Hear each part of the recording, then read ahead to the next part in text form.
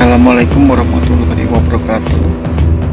Semoga kita semua dalam keadaan sehat selalu dan terus dapat mengikuti ini, yaitu mengenai fisika mekanika. Di dalam video ini kita akan membahas fisika mekanika mengenai keseimbangan dan elastisitas atau equilibrium elasticity yang berada pada posisi 12 dari buku referensi kita pergunakan ini. Di dalam bab 12 ini, keseimbangan dan elastisitas membahas mengenai keseimbangan, beberapa contoh keseimbangan statis, dan yang ketiga adalah mengenai elastisitas. Keseimbangan ini adalah objek dan pemikiran-pemikiran yang mendasari pada materi mengenai keseimbangan ini.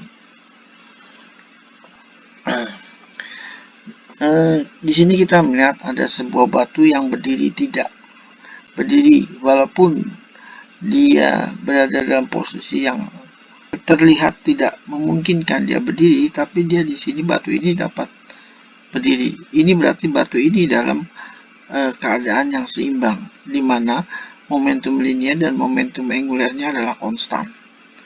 Jadi suatu benda dapat berada dalam keadaan seimbang jika momentum linier dan momentum angulernya itu adalah konstan. Ini ada contoh suatu balok, ya, suatu balok dalam berdiri seperti ini dalam kondisi agak miring. Tapi kita lihat di sini pusat massa yang tepat berada di ujung bagian yang menopang balok ini, ya, dimana kalau kita tarik garis antara pusat massa dengan ujung penopang itu, maka itu akan berimpit dengan gaya gravitasi, sehingga benda ini dapat berada dalam kondisi yang equilibrium. Sedangkan yang B, ya, kita melihat di mana kalau kita tarik garis gaya gravitasi ke arah bawah, maka arah daripada gaya gravitasi ini tidak berimpit dengan arah daripada pusat massa dengan ujung yang menopang balok ini, ya, sehingga balok ini dia akan mengalami rotasi, karena di sini ada lengan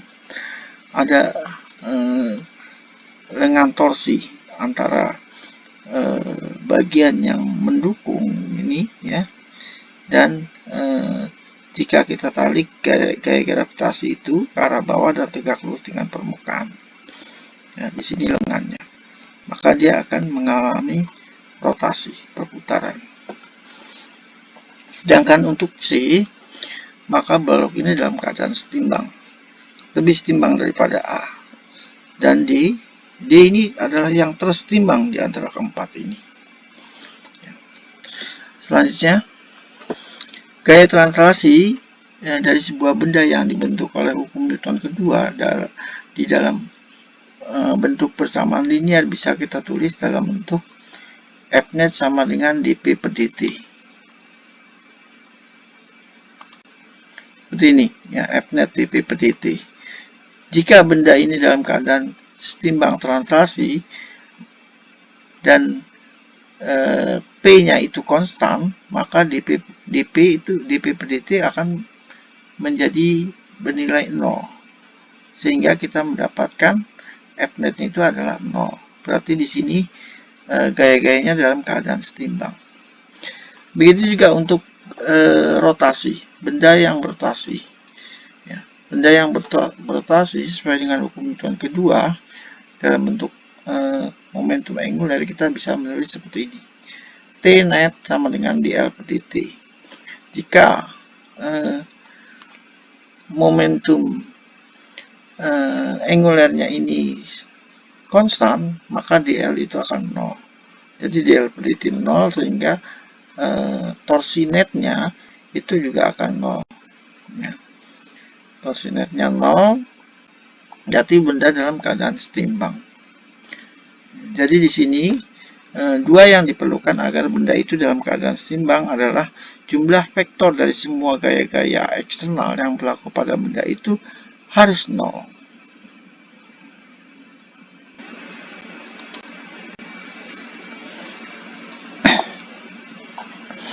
Equilibrium.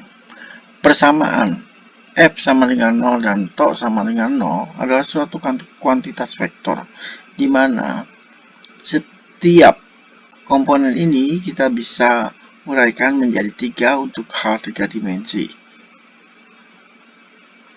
yang masing-masing dalam arah aksis koordinatnya, seperti ini. Ya, jadi Fnet itu bisa kita uraikan dalam yang arahnya X, Y, dan Z. Begitu juga torsi, balance-nya.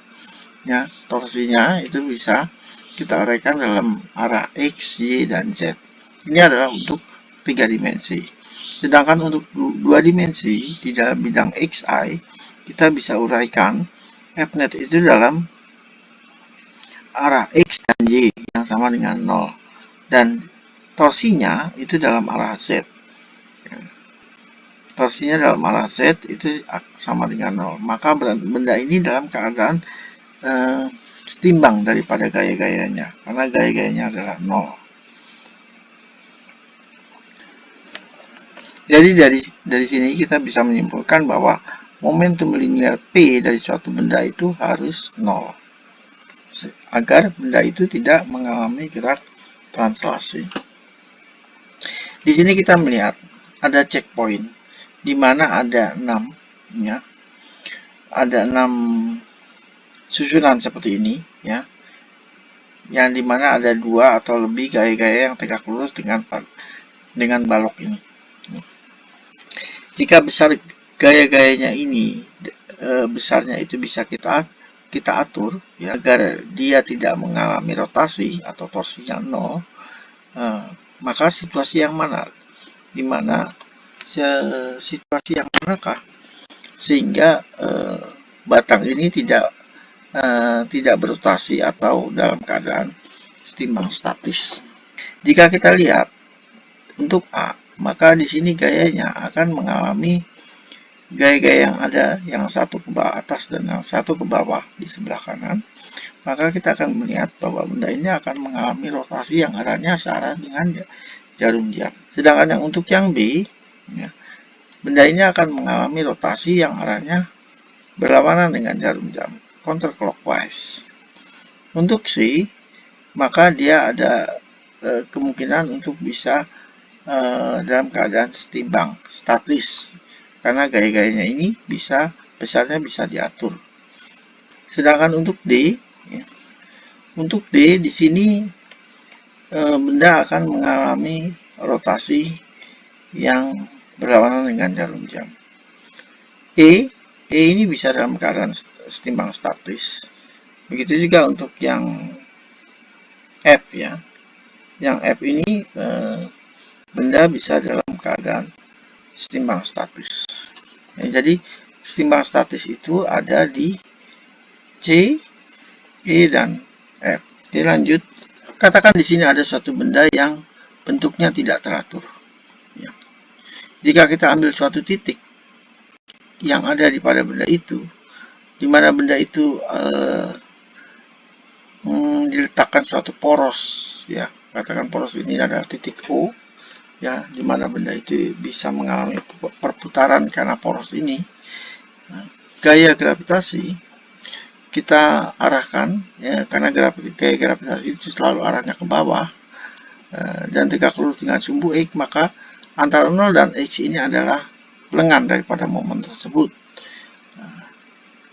Lengan dari momen tersebut ini tegak lurus dengan arah gaya gravitasi, sehingga benda ini akan mengalami perputaran atau rotasi. Jadi perputaran daripada benda yang tidak teratur ini bentuknya, ini bisa diwakili oleh suatu katakan suatu titik, ya, di mana besarnya rotasi ini dari benda yang tidak teratur ini besarnya sama dengan rotasi jika kita meletakkan suatu titik di suatu titik di antara ini ya, sehingga mempunyai nilai rotasi yang sama. Nah, titik itu disebut dengan center of gravitasi, pusat gravitasi. Jika nilai G itu sama untuk semua elemen dari sebuah benda ini, maka pusat gravitasi itu akan berimpit dengan pusat massa daripada benda yang tidak beraturan ini. Sehingga kita bisa menulis setiap persamaan torsi dari suatu benda yang tidak beraturan, ya katakan di sini kan titiknya itu banyak ya. Jadi total F kali lengannya ini itu sama dengan T net ya, torsi net. Jadi torsi net dari semua elemen pada benda ini merupakan sigma, penjumlahan torsi-torsi dari setiap titik-titik yang ada pada benda ini. Jadi kita bisa tulis torsi netnya itu sama dengan sigma XI FGI. Torsi bisa kita definisikan dengan XCOG ya. XCOG ini adalah lengan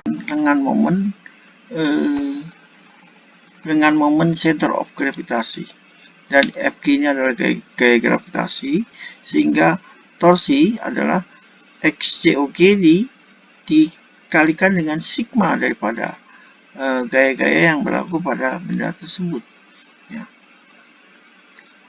Sehingga kita bisa nulis untuk arah sehingga kita bisa menulis selanjutnya X pusat gravitasi sigma F ini sama dengan sigma XI kali F, dimana F, karena F ini adalah F gaya gravitasi, maka kita bisa menggantinya dengan massa kali gravitasi, dimana MI dan GI ini adalah massa pada setiap titik bagian yang ada pada benda yang tidak teratur, katakan ya, seperti itu. Sehingga pusat gravitasi suatu benda, katakan sini adalah X center of gravitasi, itu sama dengan 1/m ya, karena sigma M ini sama dengan M besar, massa daripada benda tersebut secara keseluruhan, dikali dengan sigma xm ya. Jika percepatan gravitasi itu sama pada semua lokasi pada elemen benda tersebut, maka posisi atau koordinat atau letak daripada pusat center of gravitasi itu akan sama dengan pusat daripada center of mass.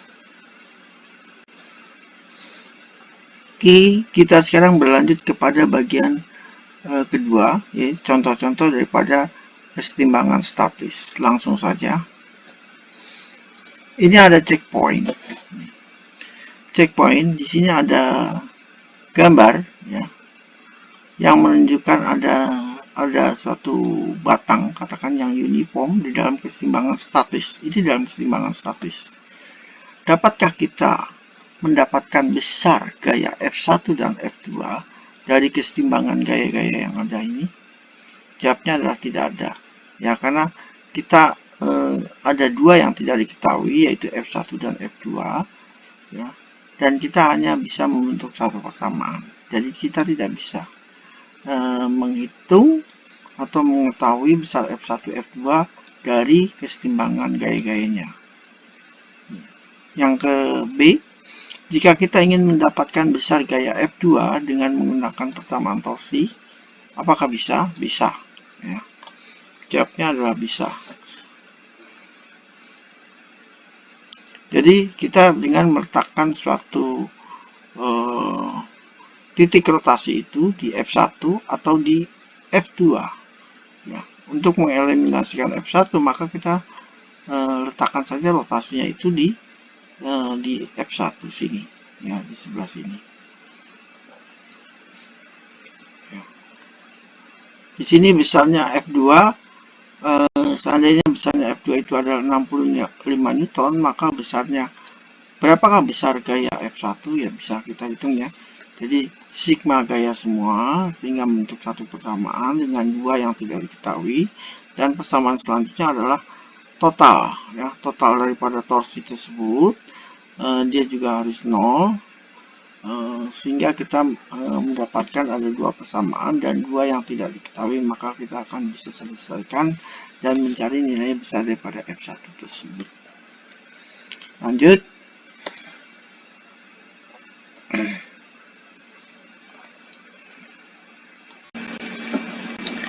Di dalam contoh ini ada beam yang uniform yang diletakkan di dua buah timbangan pada ujung-ujung balok tersebut, ya, seperti ini, ya, di mana balok ini mempunyai panjang L dan massa M. Yang massa M-nya adalah 1,8 kg, diletakkan pada dua timbangan ini, ya. Lalu ada sebuah blok, ya, bermassa 2,7 kg diletakkan sejauh L/4 dari sisi sebelah kiri ini. Berapa pembacaan skala yang ada pada timbangan ini, ya. Jadi kalau kita lihat di sini, gaya-gaya yang ada pada komponen X, ya, yang horizontal itu tidak memberikan informasi apapun, ya. F-net-nya adalah sama dengan 0. Jadi kita akan mengabaikan untuk yang arah horizontal, tapi kita akan menganalisa yang arahnya komponen Y, ya, di mana F-net juga sama dengan 0.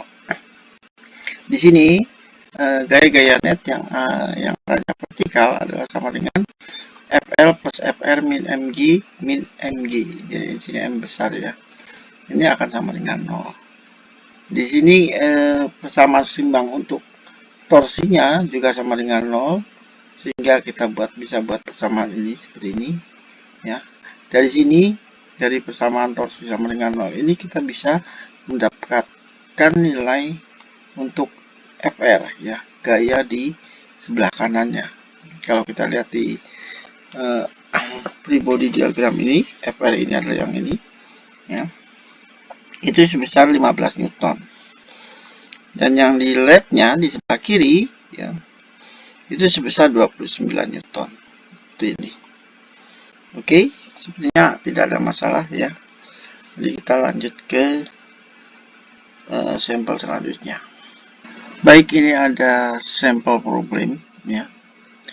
Di sini menunjukkan ada peti, ya, katakan peti yang bermassa 430 kg digantungkan oleh sebuah tali yang massanya diabaikan dari sebuah boom, ya, penyangga dengan A itu 1,9 meter dan di sini B itu 2,5 meter. Beam ini, ya, mempunyai massa 85 kg, ya. Penyangganya mempunyai massa 85 kg dengan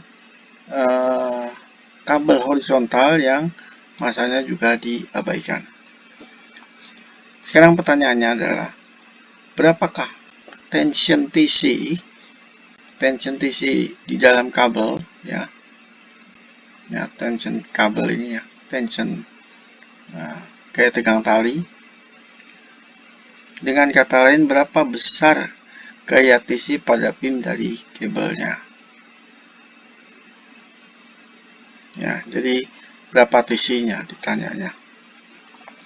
Jadi di sini karena sistem berada dalam keseimbangan dan tidak mengalami rotasi, maka torsi netnya itu adalah sama dengan 0. Ya, di sini jadi TC ini adalah, kalau kita buat diagram free body diagramnya bentuknya seperti ini, katakan di sini adalah TC, sini TR, sini ada PF, dan ini adalah PH horizontal, ya, gaya horizontal dan gaya vertikal yang ada pada engsel. Di sini TC itu mempunyai lengan B, mempunyai lengan A, ya, mempunyai lengan A, jadi membentuk torsi yang arahnya berlawanan dengan jarum jam. Ya. Dan TR itu mempunyai lengan B yang menyebabkan rotasinya itu searah dengan jarum jam. Dan dari beam ini ada gaya gravitasi ke arah bawah yang lengannya adalah setengah daripada B, yang juga menyebabkan benda itu berputar ke searah dengan jarum jam. Maka di sini kita torsi netnya itu akan sama dengan 0.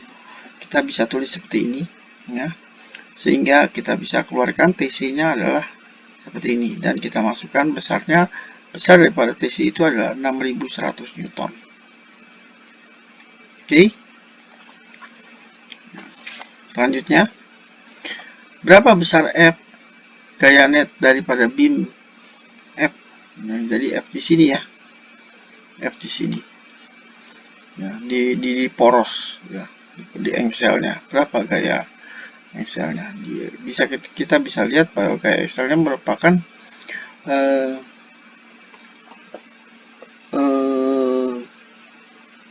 Pitagoras, ya, memenuhi hukum Pitagoras, ya. V vertikal, gaya vertikal, dan gaya horizontal, ya. Dimana dia merupakan resultannya, gayanya adalah resultan daripada gaya vertikal dan gaya horizontal ini, ya. Jadi di sini kita bisa nyatakan bahwa karena F-net itu sama dengan 0, total gayanya itu sama dengan 0, maka FH sama dengan TC itu sama dengan 0. Jadi gaya horizontal adalah sama dengan TC, yaitu sekitar 6093 Newton. Dan gaya vertikalnya, gaya vertikal yang ada pada sistem tersebut bisa kita nyatakan seperti ini, dan besar gaya vertikalnya adalah 5047 Newton. Dengan menggunakan teorema Pitagoras, kita akan mendapatkan gaya yang dialami engsel tersebut, ya, yaitu sebesar 7900 Newton. Oke, ya, selanjutnya